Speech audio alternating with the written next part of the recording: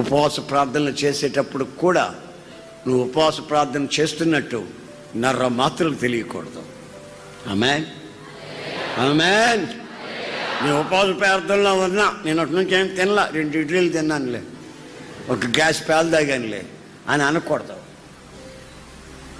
ఉపవాసం అంటే ఉపవాసం ఉండాలి అంతే.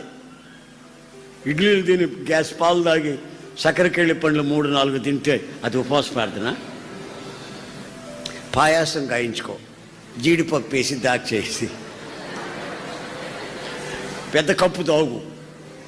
మధ్యాహ్నం ఏం తినొద్దనో, ఇక సాయంత్రం 4 గంటలు అయిన తర్వాత 2 చపాతీలనా, నువ్వు తినగలిగితే కొంచెం అంత అన్నం అన్నా. మరి ఫ్రూట్స్ ఉంటే, పళ్ళు ఉంటే పళ్ళ రసం పిండుకొని అది కూడా తాగొచ్చాను. ఇప్పుడు 13 రోజులైందన్నా ఉపవాస ప్రార్థనలో నేనుండి అన్నాడు. ఇప్పుడు నువ్వు చెప్పే పద్ధతి ప్రకారం అయితే నేను 10 సంవత్సరాలు ఉంటా ఉపవాసం.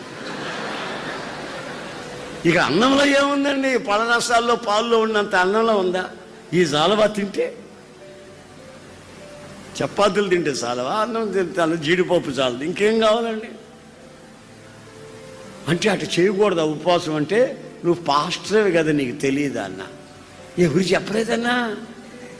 బైబిల్లో రాసిందిగా 40 దివారాత్రములు అన్నపానములు మానేసి ఉపవాస ప్రార్థన చేశారని రాసిందిగా. అన్నపానములు మానేసి చేతనైతే చెయ్యి, లేకపోతే వద్దు. ఎవడు చెప్పాడు నీకు 20 రోజులుండు, 40 రోజులుండు, 30 రోజులుండు అని ఎవడు చెప్పాడు?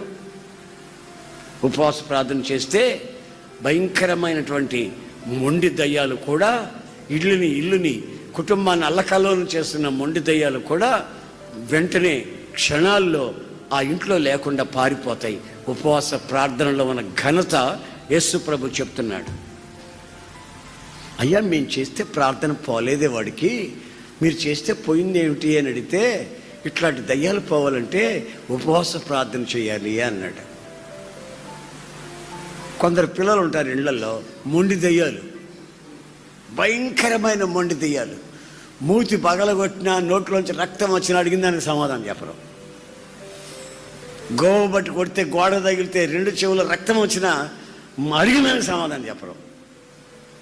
అట్లాంటి దయ్యాలు కొట్టు ప్రయోజనంలే. ప్రార్థనలో ఉంటే ఆ దయ్యాలు